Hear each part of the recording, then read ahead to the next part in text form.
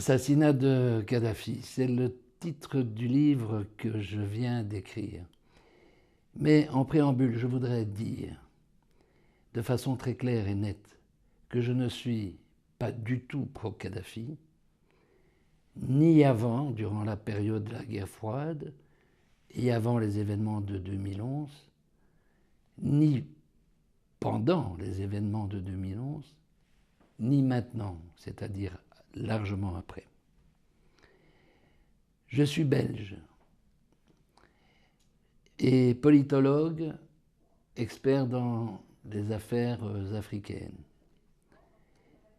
J'ai eu la chance d'avoir des relations privilégiées avec plusieurs chefs d'État, dont certains que j'ai conseillés, et dans le bon sens du terme, et d'entretenir encore des relations avec des leaders africains. Avoir écrit ce livre est pour moi un soulagement. Et c'est un soulagement tout simplement pourquoi? Parce qu'il y avait un silence pesant, un mutisme excessivement lourd à porter.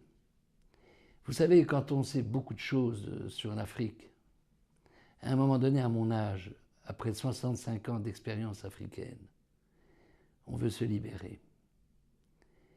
Et ce livre, qui est en numérique, en langue française et anglaise, et qui sera édité en version librairie dans un proche avenir, ce livre est une quête pour la vérité et une quête pour l'équité. Alors, il se fait que j'ai décidé de concevoir ce livre-là, de l'écrire 5 ans plus tard. Et pourquoi 5 ans plus tard?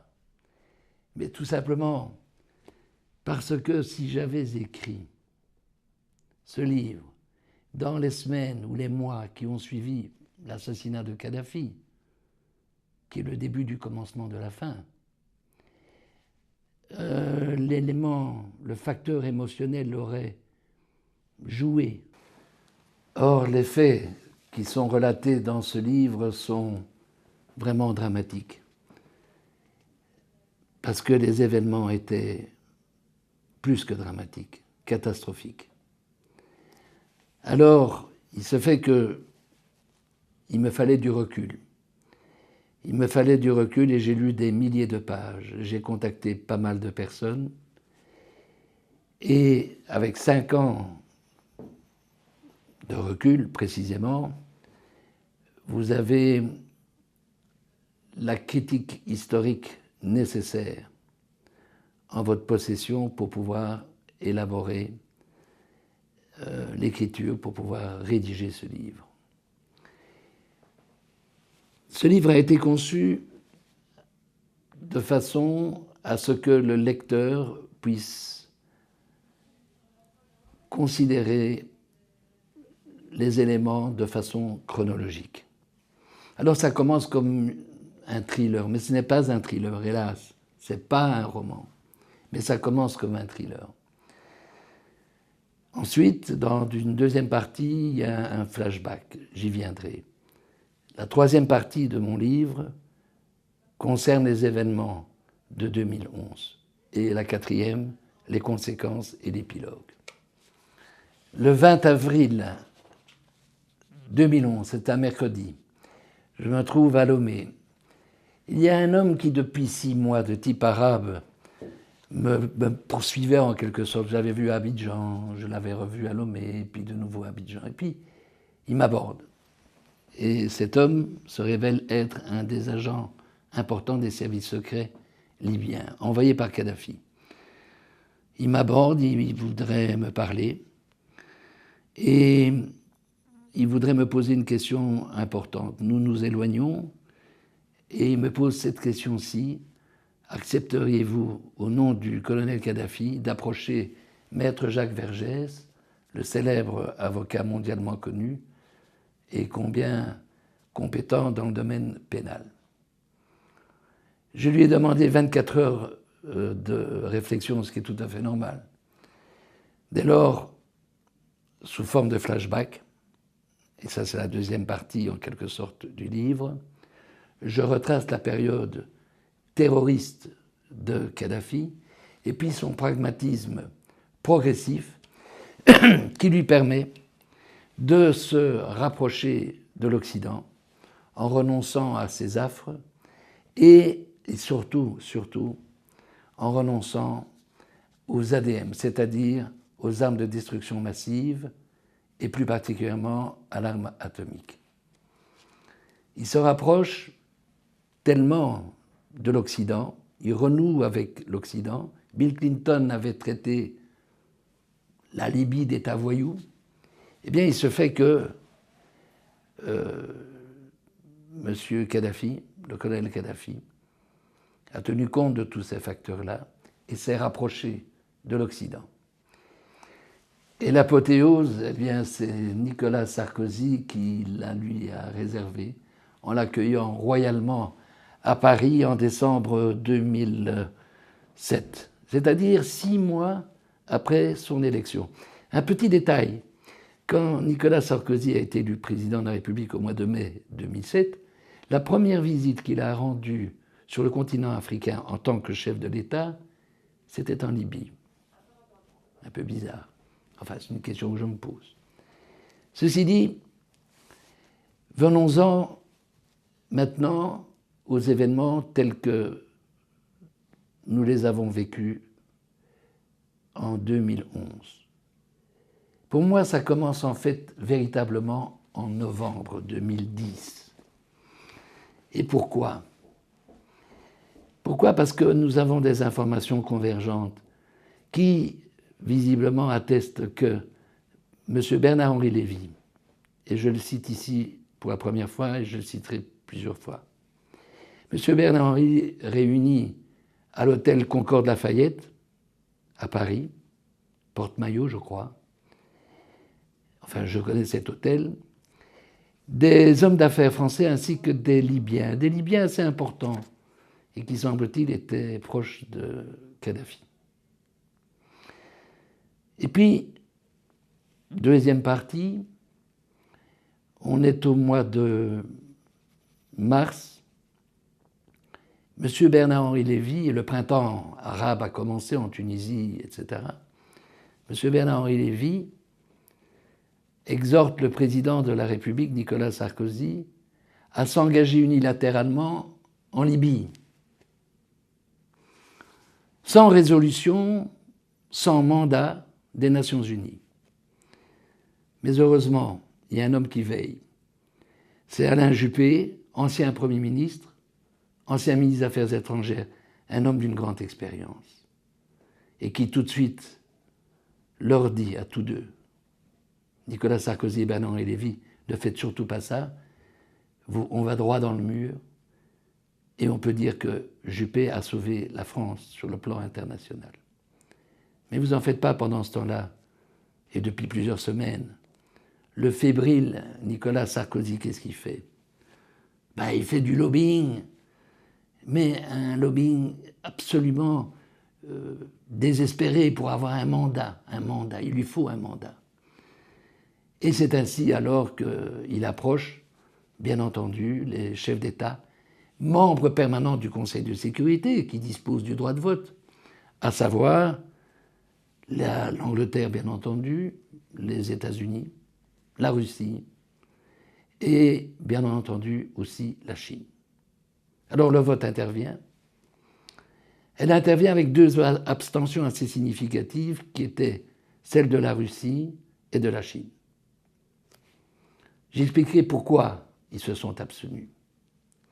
Et alors une autre abstention émane de l'Allemagne, qui était membre non permanent du Conseil de sécurité.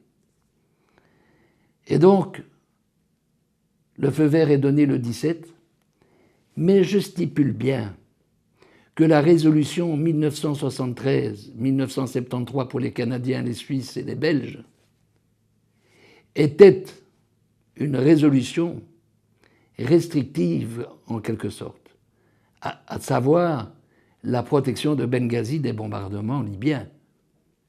Point barre, comme on dit vulgairement dans la langue française. mais pas du tout mission d'éliminer Kadhafi. Mais ici, j'anticipe.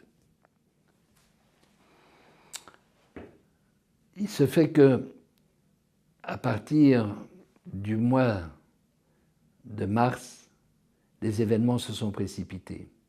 Bombardements, etc.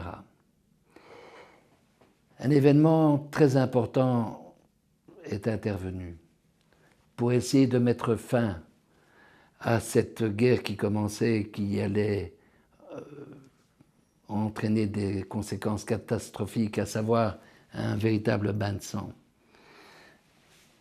Et ce que je vais vous dire me révolte véritablement, et encore maintenant.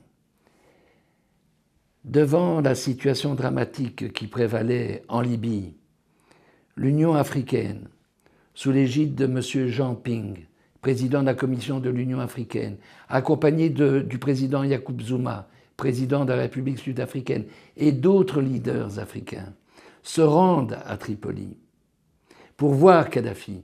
Et Kadhafi leur dit spontanément « Messieurs, je suis content de vous voir. Jean, je suis content de te voir. » Ils se connaissent, évidemment. N'oublions pas que Kadhafi fut président en exercice de l'Union africaine 2 ans plus tard, durant 1 an. Et il leur dit spontanément « Je suis fatigué, je veux quitter le pouvoir, mais je veux installer la démocratie. Mais pas une démocratie importée, exportée comme la France l'a fait dans les colonies françaises, une véritable démocratie qui s'inspire d'une part de certaines dispositions des constitutions occidentales, mais aussi et surtout des droits coutumiers des tribus libyennes. En fait, une constitution à l'image du peuple libyen. J'ajoute aussi, parce que tout ça se mélange, qu'à l'époque où il y a eu les événements dramatiques qui ont commencé en Libye, la population vivait dans des conditions qui étaient exceptionnelles en Afrique. C'était le premier pays parmi les 54 États de l'Afrique à bénéficier de régimes sociaux tout à fait exceptionnels. Les soins de santé gratuits, l'école gratuite, l'électricité gratuite, pas de TVA, pas d'intérêt bancaire, création multipliée de dispensaires, etc. Également création de routes, création de plusieurs aéroports, dont celui de Tripoli. Ça, c'est une chose. Un autre élément aussi m'a interpellé, c'est que M. Nicolas Sarkozy, président de la République, n'a pas consulté son ambassadeur François Gouillette. Qui est M. François Gouillette? M. François Gouillette est un homme de Sciences Po, comme j'ai fait également, mais qui est aussi un diplômé en langue arabe littéraire. C'est un grand expert du monde arabe et de la politique du monde arabe. Il a été, avant Tripoli, ambassadeur à Abu Dhabi, puis ambassadeur en Libye. Et en Libye, et je me permets de lire un extrait d'un article qui a été publié dans la revue de l'intelligence du monde, paru en septembre-octobre, et on dit carrément ceci. C'est le journaliste qui écrit, mais ça n'a pas été contesté par l'ambassadeur. François Gouillette aura la très délicate mission de fermer les représentations de la France dans ce pays et de rapatrier l'ensemble du personnel après que Sarkozy eut pris secrètement la décision, je dis bien secrètement la décision, dont on mesure aujourd'hui à quel point elle fut catastrophique, de bombarder Tripoli, de renverser le régime de Kadhafi et de contribuer à l'élimination physique de ce dernier.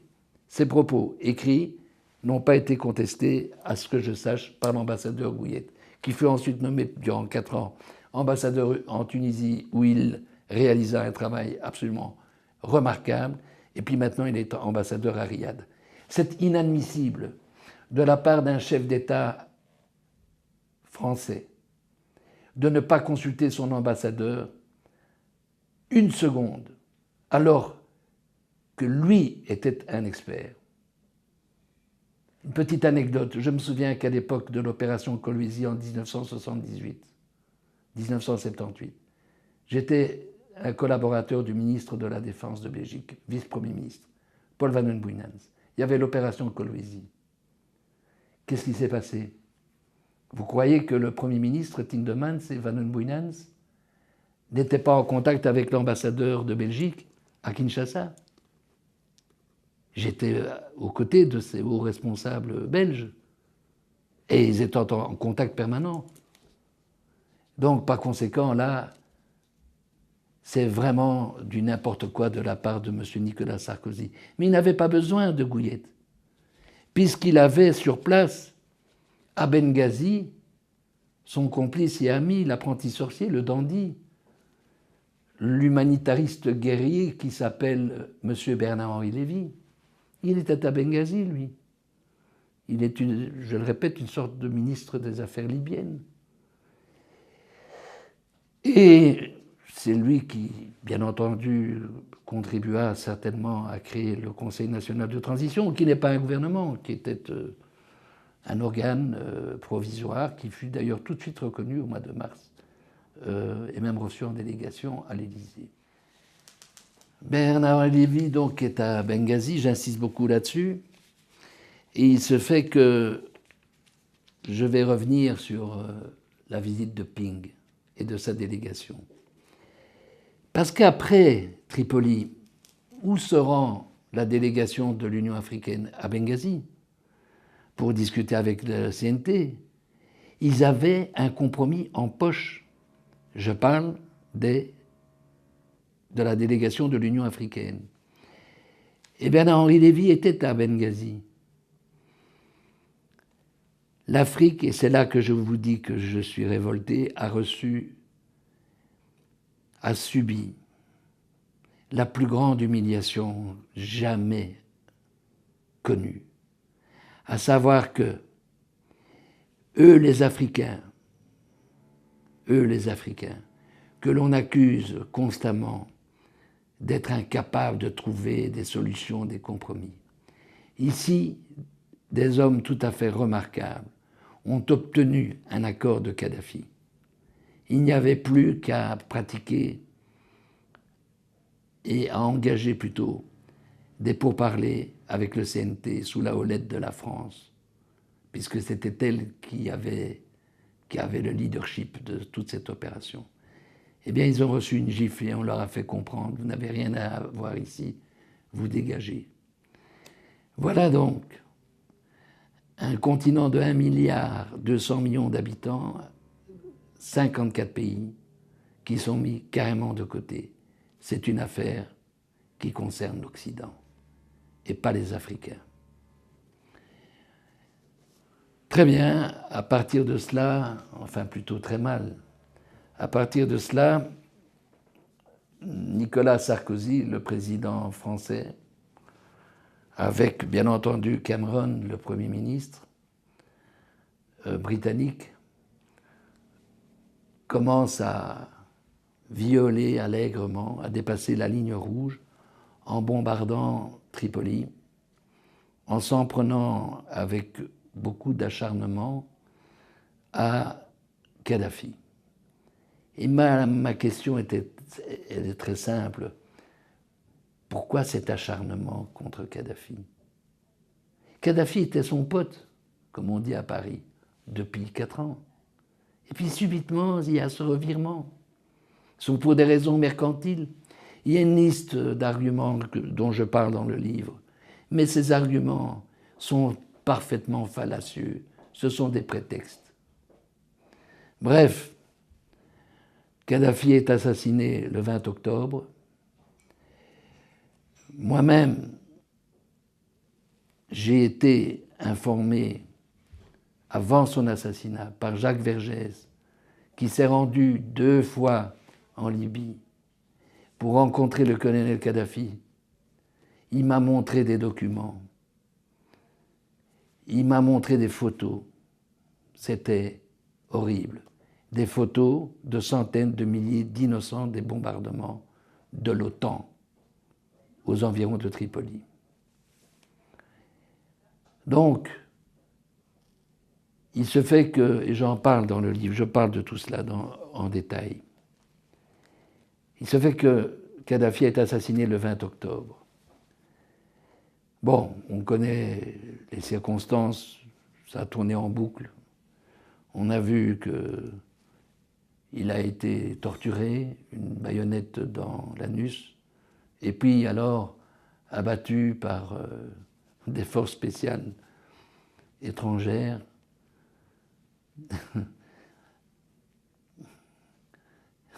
Tout le monde subodore de quelle force spéciale étrangère il s'agit. Quelles sont les conséquences de tout cela? Les conséquences sont dramatiques. Et j'en veux pour preuve que la commission parlementaire britannique, il y en a eu deux, celle de l'Irak, présidée par Chicolt à Londres, à Westminster, et la deuxième nous concerne, il s'agit de la Libye, publiée le 6 septembre dernier. Et cette commission d'enquête parlementaire, qu'est-ce qu'elle dit? Le résultat est un effondrement politique et économique, une guerre civile et tribale, une crise humanitaire et migratoire, une violation généralisée des droits de l'homme. Et puis ensuite, le président de la commission d'enquête parlementaire britannique, M. Blunt, dit ceci. Je vous parle d'une commission d'enquête parlementaire. Phrase très très brève. La menace envers les civils de Benghazi a été largement exagérée. Il y a de quoi s'interpeller. Et je me pose la question à propos des capacités du président Nicolas Sarkozy s'agissant de la politique internationale. Très sincèrement, Monsieur le Président, avec tout le respect que je vous dois, je vous pose une question. Vous êtes candidat à la présidence de la République. Très bien. C'est légitime, c'est votre choix. Mais vous avez fait preuve, à propos de la Libye, d'une incapacité d'anticiper les conséquences des actes politiques et militaires majeurs que vous avez posés dans un pays que vous ne connaissiez absolument pas, que M. Bernard-Henri Lévy ne connaissait absolument pas, mais qu'un ambassadeur brillant connaissait, à savoir M. Gouillette. Alors, j'ai une question à formuler. Elle s'adresse aux hommes politiques français. Les Britanniques ont entamé une enquête, une commission d'enquête parlementaire. Ils ont eu ce courage. Aurez-vous le courage, vous, les hommes politiques français, de décider, et je crois qu'il faut un certain quota, d'engager, de créer une commission d'enquête parlementaire sur les événements qui se sont produits en Libye? Je vous ai dit, dès le début de mon exposé, je veux connaître la vérité et je veux l'équité. J'ai encore beaucoup de choses à vous dire, mais notamment encore deux choses très importantes. La Russie, la Chine et même Obama, le président des États-Unis, faisait confiance à Nicolas Sarkozy. Ils faisaient confiance dans la mesure où ils estimaient qu'il avait probablement une stratégie après Kadhafi. Cette stratégie, c'était quoi? Mais de restructurer le pays, d'installer la démocratie. Bref, ça a été tout à fait le contraire. C'est une véritable trahison. Il est assez singulier de constater que M. Sarkozy n'a pas anticipé ses conséquences, je le répète. Il est tout aussi singulier de constater qu'il a fait l'objet de critiques multipliées de la part de hauts responsables. Je pose cette question, Monsieur Sarkozy, avez-vous vraiment les capacités, j'insiste, pour diriger un État comme la France, dont on sait que le président de la République signe des traités et est le chef suprême des armées? Je voudrais également mettre l'accent sur un autre point. Monsieur Obama avait dit à propos de George Bush Jr. dans l'affaire irakienne en 2003, il avait dit que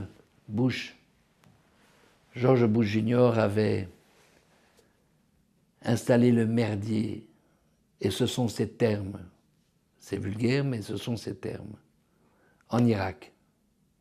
Il a dit exactement la même chose, Nicolas Sarkozy a installé le merdier en Libye.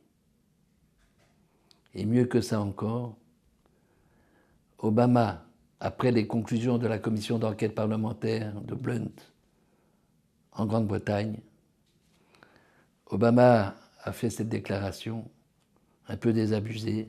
En 8 ans de mandat, l'affaire de la Libye est une des affaires qui m'a le plus dérangé. Sous-entendu, je regrette d'avoir fait confiance à Nicolas Sarkozy, le président français. Et enfin, je dirais ceci. À défaut d'avoir le courage de créer une commission d'enquête parlementaire en France pour enfin connaître la vérité, ce que je réclame dans mon livre,